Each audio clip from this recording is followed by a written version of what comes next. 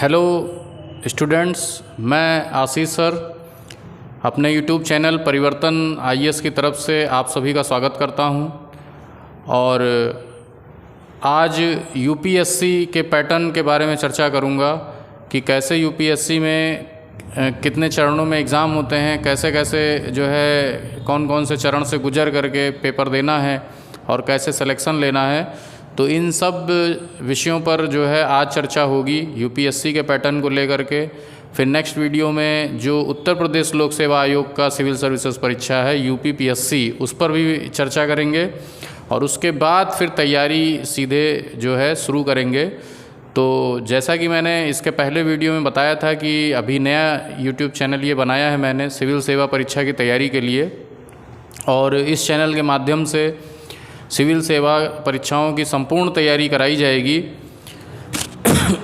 Sorry.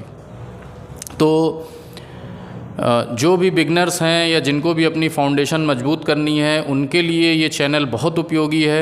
और जो लोग भी अभी देख रहे हैं वीडियो, जिन्होंने चैनल सब्सक्राइब नहीं किया है क्योंकि नया चैनल है, तो वो लोग सभी लोग चैनल को सब्सक्राइब भी कर सकते हैं और जो भी वीडियो देख रहे हैं उसको लाइक भी कर दीजिए। तो आइए देखते हैं कि किस तरह से हमने जैसे बोर्ड पर लिख रखा है यूपीएससी एग्ज़ाम पैटर्न या सिविल सेवा परीक्षा, तो ये सिविल सेवा परीक्षा की तैयारी किस तरह से की जाएगी, कैसा इसमें एग्ज़ाम पैटर्न है या किस तरह से जो है एग्ज़ाम होता है, इसी पर चर्चा हम जो है आज करेंगे। तो इसमें 3 चरण में एग्ज़ाम होता है। ज़्यादातर जो भी एस्पिरेंट्स हैं उनको पता ही है, और जिनको नहीं पता है, जो बिल्कुल अभी तैयारी नई करना चाहते हैं, जिन्होंने अभी सिर्फ एक विचार बनाया है कि हम भी सिविल सर्विसेज परीक्षाओं की तैयारी करेंगे, तो उनके लिए ये बहुत उपयोगी चैनल है और उससे वो परीक्षा की तैयारी, अपनी संपूर्ण तैयारी घर बैठे कर सकते हैं। तो परिवर्तन आईएएस कोचिंग जो है वो सिविल सेवा परीक्षाओं के लिए डेडिकेटेड है और सिविल सेवा परीक्षाओं की तैयारी करा रही है, और उसमें जो भी ऑनलाइन क्लासेस होंगी वो आपको यूट्यूब पर मिलेंगी। जो भी विशेषज्ञ टीचर हैं उनके द्वारा पढ़ाया जाएगा। तो खैर ये वीडियो तो स्पेशली यूपीएससी एग्ज़ाम पैटर्न पर है, तो हम जल्दी से डिस्कस कर लेते हैं कि क्या है यूपीएससी एग्ज़ाम का पैटर्न। तो देखिए, इसमें 3 चरण में एग्ज़ाम होता है। एक प्रीलिम्स का होता है, प्री जिसको कहते हैं, फिर मेंस है और फिर इंटरव्यू है। तो तीनों में फ़र्क ये है कि जो प्रीलिम का एग्ज़ाम है वो ऑब्जेक्टिव टाइप है, ओएमआर बेस है, ऑफलाइन पेपर है, और पेपर मिलेगा और ओएमआर पर आपको सर्किल करना होगा 4 ऑप्शन में से, और फिर जो है उस पर मेरिट बनाई जाएगी और उस पर स्क्रीनिंग होगी। फिर जो लोग मतलब सेलेक्टेड होंगे उनको मेंस देने को मिलेगा, प्री में जो क्वालिफाई करेगा। मेंस का एग्ज़ाम डिस्क्रिप्टिव है, लिखित है। उसमें जितने भी पेपर होते हैं सब लिखित पेपर होते हैं, करीब 9 पेपर होते हैं। उनके बारे में भी हम बताएंगे कि कौन कौन से पेपर कैसे हैं। और फिर इंटरव्यू है। मेंस में जो लोग क्वालिफाई करते हैं या मेरिट बनती है, मेरिट के हिसाब से मेंस में जिनको इंटरव्यू के लिए कॉल आती है तो फिर इंटरव्यू देते हैं, और फिर मेंस और इंटरव्यू के मार्क्स के आधार पर फाइनल सिलेक्शन होता है यूपीएससी में। तो देखते हैं कि प्रीलिम्स क्या है, मेंस क्या है, इंटरव्यू क्या है। जिनको नहीं पता है उनके लिए बहुत जो है उपयोगी जो है वीडियो है। और आप सभी से फिर से गुजारिश है कि जो लोग भी वीडियो पहली बार देख रहे हैं, तो अभी नया चैनल है तो चैनल को ज़्यादा से ज़्यादा लोग सब्सक्राइब कर दीजिए। और इस पर आपको रेगुलर जो है एक सीरीज पूरी चलाई जाएगी सिविल सर्विसेज परीक्षा की तैयारी के लिए। तो जो 2023 अभी 2024 में जो आने वाला एग्ज़ाम है, 2023 में तो खैर अभी चल ही रहा है, प्री हो चुका है, मेंस होने वाला है और फिर इंटरव्यू होगा, तो फाइनल रिजल्ट जो है 2024 में आएगा। लेकिन 2024 के लिए जो लोग टारगेट कर रहे हैं उनके लिए फिर ये चैनल बहुत उपयोगी सिद्ध होगा, और वो लोग जो है अपना तैयारी जो है बहुत अच्छे से इसी चैनल के माध्यम से कर सकते हैं। तो आइए देखते हैं समय व्यर्थ ना करते हुए। तो अभी जैसे मैंने बताया कि प्रीलिम्स हो गया, फिर प्रीलिम्स को क्वालिफाई करके मेंस में पहुंचते हैं, और फिर मेंस को क्वालिफाई करके इंटरव्यू में पहुंचते हैं। तो यहाँ क्या है प्रीलिम, क्या है मेंस, क्या है इंटरव्यू, इस चीज़ पर चर्चा हम जल्दी से कर देते हैं कि क्या है। तो देखिए, पहले प्रीलिम्स को देखते हैं, प्री की परीक्षा को देखते हैं। प्री क्या है? प्रीलिम्स में देखिए 2 पेपर होते हैं, दोनों ही ऑब्जेक्टिव होंगे, और एक है सामान्य अध्ययन, ठीक है, फर्स्ट पेपर जीएस फर्स्ट बोलते हैं, और ऐसे ही दूसरा पेपर है जीएस सेकंड, इसको हम सीसैट भी कह देते हैं, सिविल सर्विसेज एप्टीट्यूड टेस्ट कह देते हैं, ठीक है। अब देखिए ये अगर हम देखें तो प्रश्न जो है वो इसमें 100 प्रश्न आते हैं, और यहाँ पर प्रश्न 80 होते हैं, ठीक है। 100 प्रश्न नहीं होते हैं, 80 प्रश्न होते हैं। अगर अंकों की बात करें तो ये 200 अंक का और ये भी 200 अंक का होता है। अगर अंक की बात करें तो दोनों ही 200-200 अंक के होते हैं, और समय जो है 2 घंटे दोनों के लिए मिलता है, जो है समय भी जो है 2-2 घंटे का मिलता है दोनों के लिए। तो अब देखिए यहाँ पर क्या अंतर है दोनों में। देखिए ये जो है इसी से मेरिट बनती है, इससे मेरिट डिसाइड होती है, जितने ज़्यादा से ज़्यादा मार्क्स आप ले आओगे। और ये जो है ये हमारा क्वालिफाइंग होता है, ये सिर्फ क्वालिफाई करना होता है, और क्वालिफाई करने के लिए 33% क्वेश्चन जो है सही होने चाहिए, तभी आपका क्वालिफाई होगा। तो कहने का मतलब है कि जो ये जीएस का पेपर है ये सेकंड पेपर, ये सीसैट है, ये फर्स्ट। अब बहुत से लोगों को सोचते हैं कि क्या है जीएस फर्स्ट पेपर में क्या आता है, जीएस सेकंड पेपर में क्या आता है, तो उसके बारे में मैं बता देता हूँ शॉर्ट में कि क्या है जीएस फर्स्ट और जीएस सेकंड में। तो देखिए जीएस फर्स्ट पेपर में जो है ये भारतीय इतिहास है, विश्व और भारत का भूगोल है, भूगोल में दोनों रहेगा। फिर भारतीय राज्य व्यवस्था है, इंडियन पॉलिटी है, भारतीय अर्थव्यवस्था है, सामान्य विज्ञान है और प्रौद्योगिकी, सामान्य विज्ञान एवं प्रौद्योगिकी, और पर्यावरण एवं सुरक्षा, पर्यावरण प्रबंधन, पर्यावरण एवं पारिस्थितिकी, ठीक है। और करंट अफेयर जो है, जो कि सबसे इम्पॉर्टेंट है, समसामयिकी जो है, यानी करंट अफेयर। तो कहने का मतलब भारतीय इतिहास, भूगोल, भारतीय राज्य व्यवस्था, भारतीय अर्थव्यवस्था, सामान्य विज्ञान, प्रौद्योगिकी, पर्यावरण, पारिस्थितिकी और सामान्य अध्ययन, समसामयिकी, करंट अफेयर। तो ये जो है टॉपिक्स जो हैं ये सामान्य अध्ययन के टॉपिक हैं, और इन्हीं से जो है क्वेश्चन आते हैं। आपके 100 क्वेश्चन आएंगे जिनको आपको जो है करना होगा, ठीक है। तो अब ये जो है ये 80 क्वेश्चन किसके आते हैं, इससे थोड़ा सा दिक्कत कर रहा है ये, चलिए ठीक है कोई बात नहीं। तो ये जो जीएस का एप्टीट्यूड टेस्ट होता है इसमें तर्क विश्लेषण, जनरली तर्क एवं विश्लेषण है, डिसीजन मेकिंग है, संचार एवं तर्क विश्लेषण का आता है, रीजनिंग का है, कुछ गणित के भी प्रश्न आते हैं, फिर पैराग्राफ के आते हैं, अनसीन पैसेजेस से क्वेश्चन आते हैं। तो ये सारे क्वेश्चन जो हैं ये सीसैट के हैं, और इसके लिए सबसे बढ़िया तरीका है कि क्वेश्चन कैसा आता है, तो उसके लिए सबसे अच्छा तरीका यही है कि आप जो है जो प्रीवियस ईयर पेपर है उन्हीं को आप जो है सीधे ख़रीद लो, और उससे जो है आप सीसैट का पेपर जो है देख सकते हो, और जो मेरे ये जीएस फर्स्ट पेपर है वो भी आप देख सकते हो बहुत आराम से। तो कहने का मतलब है कि अगर किस टाइप के क्वेश्चन आते हैं उनको देखना है तो आप सीधे सीधे जो है जीएस का फर्स्ट पेपर, सेकंड पेपर का प्रीवियस ईयर पेपर आता है, और उस प्रीवियस ईयर पेपर को ख़रीद के उसको सॉल्व करना शुरू कर दीजिए। तो उससे जो है आपके तैयारी होती, मतलब तैयारी तो होगी ही आगे, वो तो वीडियो हम बताएंगे ही, लेकिन जो क्वेश्चन का नेचर है, किस टाइप का क्वेश्चन आता है उसको देखना है तो सबसे सही। और कोई ज़रूरी नहीं है कि आप डायरेक्ट जो है मतलब पेपर सॉल्व ही करने लगिए। आप क्वेश्चन पेपर पहले लीजिए, प्रीवियस ईयर पेपर, और पहले कुछ ईयर्स के इधर जो भी पेपर हो चुके हैं उनको केवल क्वेश्चन पेपर ही देखिए, उनको जो है सॉल्व करने की ज़रूरत नहीं है अभी। सिर्फ आप एक बार पेपर देख लीजिए, ताकि देखने से पता चल जाएगा कि क्वेश्चन किस टाइप का आता है, क्या नेचर है। तो आप तैयारी शुरू करने से पहले ही माइंड मेकअप हो जाएगा कि हमको किस तरह से अपना जो है अध्ययन करना है सब्जेक्ट का, या किस तरह से। और ज़्यादातर जितने भी क्वेश्चन हैं वो सब एनालिटिकल क्वेश्चन हैं, विश्लेषण वाले ही क्वेश्चन आते हैं, वो सामान्य अध्ययन हो चाहे इधर जो है सीसैट हो। तो ये प्री है। और अगर आपका 50% क्वेश्चन भी सही है, यानी कि 50% क्वेश्चन भी आप अगर सही कर देते हैं और 1/3 की नेगेटिव मार्किंग होती है, ये अभी नहीं बताया था मैंने, तो 1/3 का जो है प्री का 1/3 नेगेटिव मार्किंग भी होता है। यानी कि 3 क्वेश्चन अगर गलत हुए तो 1 क्वेश्चन आपका सही वाला कट जाएगा। तो यहाँ तो खैर ये 33% क्वेश्चन सही करने हैं, इसमें आप ज़्यादा से ज़्यादा जितना भी कर लो, और इसमें लगभग जो है सबका बराबर होता है वेटेज। कहने का मतलब है कि करीब 15-16 क्वेश्चन जो है इतिहास के आएंगे, ऐसे ही कभी कभार ज़्यादा हो जाता है, कभी कभार कम हो जाता है। तो ये अभी ये फिक्स नहीं है कि कौन सा क्वेश्चन कितना आएगा। लेकिन जो समसामयिकी करंट अफेयर है वो जनरली ज़्यादा ही क्वेश्चन होती है, 30 से 40 क्वेश्चन भी कभी कभी आ जाते हैं 100 में से। यानी कि करंट अफेयर आपके लिए बहुत इम्पॉर्टेंट है।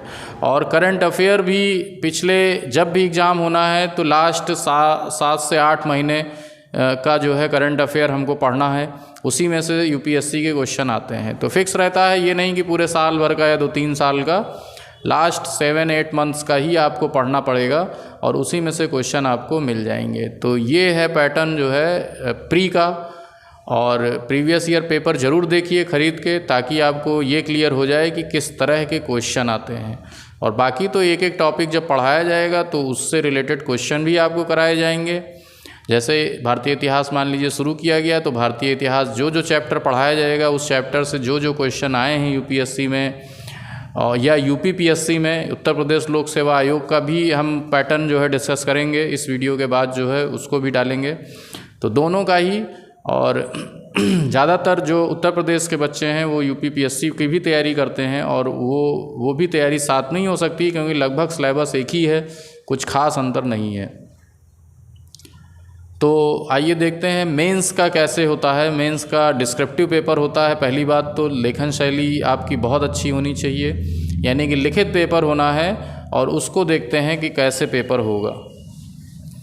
तो मेंस का पेपर जो है, कौन कौन से पेपर हैं, कितने तरह के हैं, उनको हम कैसे डिस्कस करते हैं, आइए देखते हैं। तो देखिए मेंस का जो एग्ज़ाम है, इसमें सबसे पहले तो 2 पेपर ऐसे होते हैं, वो लैंग्वेज के हैं, उनको पेपर ए और पेपर बी कहते हैं। इसमें कोई भी संविधान की जितनी लैंग्वेजेस हैं उनमें से कोई भी एक लैंग्वेज ले सकते हैं। तो जो हिंदी भाषी एरिया के लोग हैं वो हिंदी ही रखते हैं, और पेपर 2 में इंग्लिश होती है, अंग्रेजी होती है, पेपर बी में सॉरी। और ये दोनों ही 300 मार्क्स का होगा, 300 अंक का, 300 अंक का। और ये सिर्फ क्वालिफाइंग है, ये दोनों ही क्वालिफाई करना होता है, 25% क्वालिफाइंग होता है, ठीक है।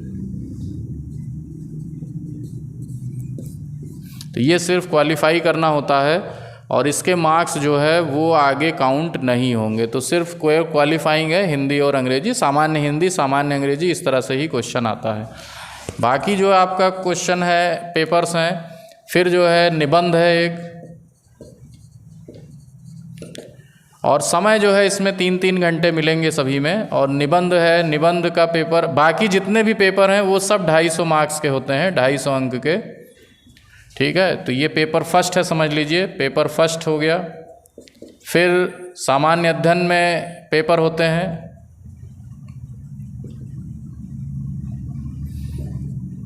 तो इनके पेपर्स जो हैं वो 4 पेपर होंगे, first paper, second paper, third paper और फोर्थ पेपर। तो ये 3 पेपर ये सभी जो हैं 250 अंक के होंगे।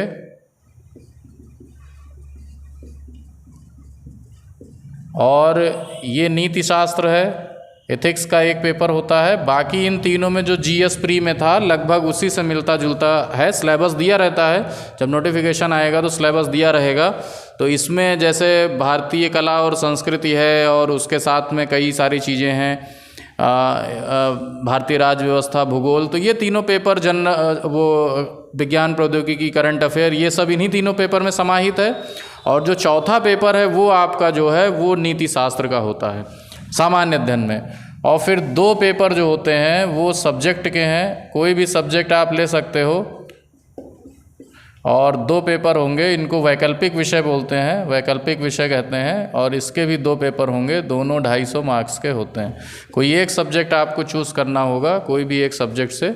यही जो यूपीपीएससी का है उसमें अब नया जो पैटर्न आया है उसमें सब्जेक्ट को हटा दिया गया है और सब्जेक्ट की जगह पर 2 पेपर और उत्तर प्रदेश विशेष करके यूपी स्पेशल करके बढ़ा दिए गए हैं।